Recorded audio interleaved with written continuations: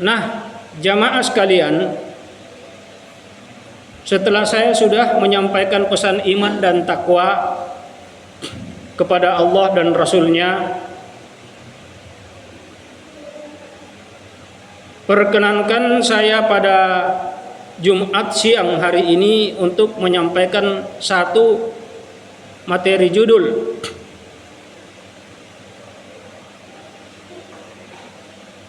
bagaimana sebaiknya sebagai seorang muslim mukmin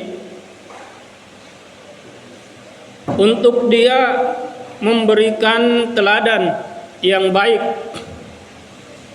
dari adab, akhlak, sifat dan tingkah lakunya ketika dia bersosialisasi dengan sesama manusia.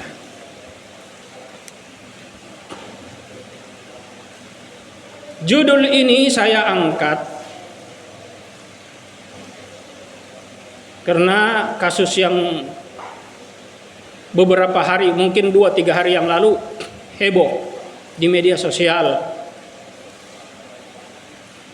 Ya. Oke. Saya ingin memulai mengawal dari awal cerita dulu tentang masalah takwa. Kalau gambaran secara umum yang kita tahu seperti apa yang dikatakan oleh Baginda Ali, takwa itu berupaya untuk ikut kepada Allah dan Rasul-Nya, menetapi ketaatan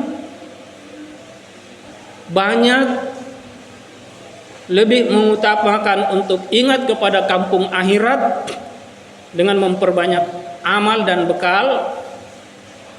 Kemudian takwa juga di sini dalam artian apa yang dikatakan oleh Imam Ali, al-khaufu minallah, takut kepada Allah dalam rangka untuk mengharapkan rahmat serta mengharapkan ampunan kepada Allah Subhanahu wa taala, rahmat Allah maksudnya. Nah, ini takwa ini secara gambaran umum.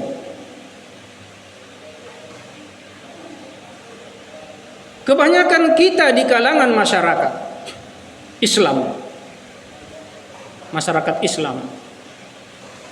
orang kebanyakan menilai, oh, Masya Allah, ini orang sudah bertakwa. Kenapa? Mungkin lambang yang dilihat secara fisik, dia sudah pakai gamis atau baju jubah, sering penampilannya begitu.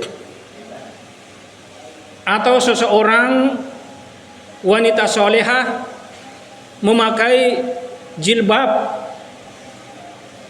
atau yang lebih lagi memakai cadar, atau seseorang ikhwah ustadz memakai serban,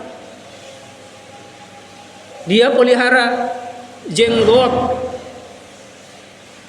dan dia betul-betul sunnah, celana cingkrang misalnya. Nah, ini semuanya betul, betul sekali, tidak bisa disalahkan. Akan tetapi yang ini semua hanyalah merupakan tampilan luar, casing luar.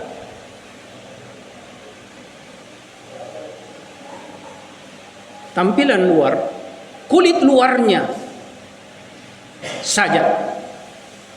Saya tidak mau menyepelekan yang demikian, karena sudah syukur, karena dia sudah mampu isyhadu bi annana muslimin, saksikan bahwa saya ini adalah orang muslim.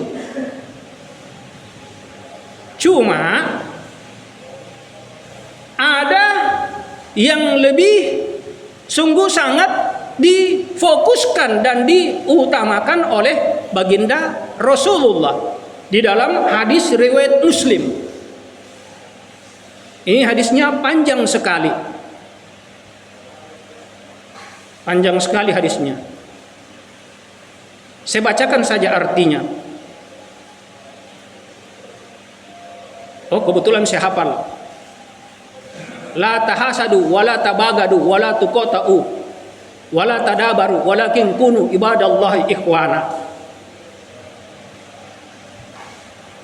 Ini yang saya hafal. Kemudian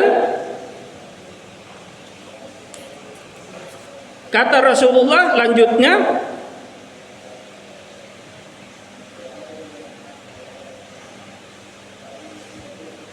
janganlah engkau saling menggibah, mencari aib kesalahan. Jangan engkau saling memutuskan silaturahmi. Jangan kamu saling belakang membelakangi. Jangan engkau saling benci membenci. Akan tetapi jadilah engkau sebagai hamba Allah yang bersaudara. Kemudian lanjutnya lain, seorang muslim adalah saudara bagi muslim yang lain, sehingga dia tidak boleh menzoliminya dan menghinanya, mendustakannya serta merendahkannya. Nah, ini tidak bisa menzolimi, tidak bisa saling menzolimi, tidak bisa menghina, tidak bisa merendahkan, dan tidak bisa kita mau mendustakan, membohongi saudara kita. Ini banyak terjadi begitu dan saya biasa rasakan. Saya ikhlas, tulus melayani saudara saya karena Allah dengan penuh perhatian dan kasih sayang, akhirnya dihianati. Nah, inilah memang mungkin diantara kita juga banyak terjadi begitu di dalam bersosialisasi kepada masyarakat. Oke. Tapi apa yang dikatakan oleh baginda Rasulullah di dalam hadis riwayat Muslim ini, beliau bersabda, at-taqwa hahuna. Lalu beliau menunjuk ke dadanya, memegang dadanya. At-taqwa hahuna. Beliau berkata 3 kali. Takwa itu di sini. Takwa itu di sini. Takwa itu di sini. Lalu beliau baginda Rasulullah sallallahu alaihi wasallam berkata, setiap muslim terhadap sesama muslim yang lainnya haram dan terjaga darahnya, hartanya dan kehormatannya. Nah ini jamaah sekalian, ini yang perlu untuk kita sama-sama perhatikan. Jangan kita ini hanya terlalu fokus dengan pakaian luar. Oke, alhamdulillah. Tapi yang dikatakan oleh beliau baginda belum cukup. At-taqwa hahuna. Takwa itu sebenarnya di dalam hati. Sebab kenapa? Banyak orang tampilannya pakai songkok, pakai baju gamis, pakai baju jubah, pakai serban, lambangnya kelihatan seperti dia sebagai seorang Islami, tapi astagfirullah, la ilaha illa anta subhanaka inni kuntu minadz dzalimin. Di dalam hatinya terlalu banyak penyakit. Nah, ini yang perlu kita paham dan kita sadar. Inilah makna yang dikatakan oleh Allah di dalam Al-Quran. Panjang, tahu saya baca semuanya ya. Laqad an'ama Allahu isbasifim. Intinya di situ, wa yu'allimuhumul kitaba wal hikmah wa in kanu min qabl lafi dhalalin mubin. Kita ini diajarkan kitab dan kita belajar kitab. Jangan hanya kita belajar fikih, jangan kita belajar ilmu syar'i, jangan kita hanya belajar ilmu tauhid, jangan kita belajar ilmu muamalah. Perlu juga dong belajar untuk liuzakihim, ilmu tazkiyatun nafs, kesucian hati.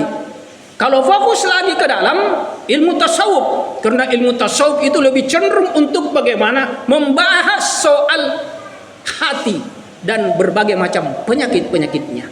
Ini yang perlu kita bahas. Jangan kulit luar, sementara yang di dalam tidak kita perhatikan. Di dalam saja ada di dalam tubuh kita saja ada yang namanya jantung, hati, ada yang namanya limpa, ada yang namanya usus, ada yang namanya ma dan sebagainya. Itu perlu untuk dibersihkan, diperbaiki, dijaga kesehatannya. Jangan hanya yang di luar, di dalam juga perlu.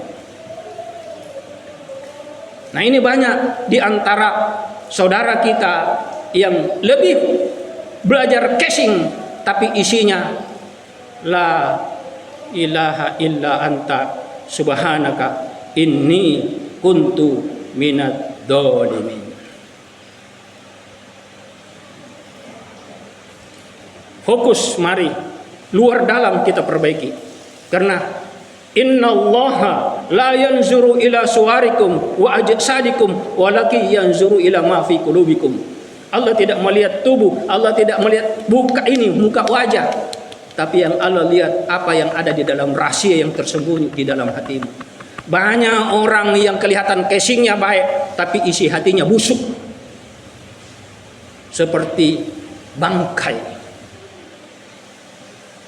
sampah. Astagfirullah, astagfirullah, astagfirullah. La ilaha illa anta subhanaka inni kuntu minadz dzalimin. Buat apa ilmu kita tinggi-tinggi tapi kalau akhlak? Buat apa ilmu kita banyak kita baca tapi kalau adab? Buat apa ilmu kita, kitab kita banyak kita hafal hadis, kita hafal Quran 30 juz terlalu kasar saya bilang. Misalnya sampai 50 juz terlalu kasar saya bilang. Misalnya, tapi tidak ada 30 juz saja. Tapi kalau hati kita ini sombong, bangga, adab kita tidak kita utamakan, sifat kerendahan hati kita tidak isi, kosong itu ilmu yang kita pelajari, tidak ada nilainya. Oke, pandangan manusia oke, alhamdulillah, tapi wallahu a'lam bagaimana pandangan di sisi Allah.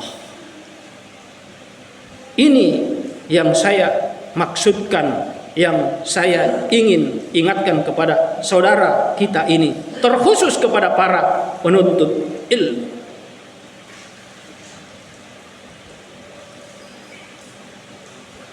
Jelas,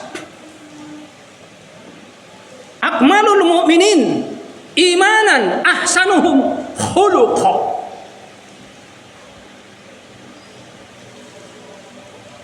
Sebaik orang mukmin itu adalah siapa yang paling terbaik akhlaknya. Ya.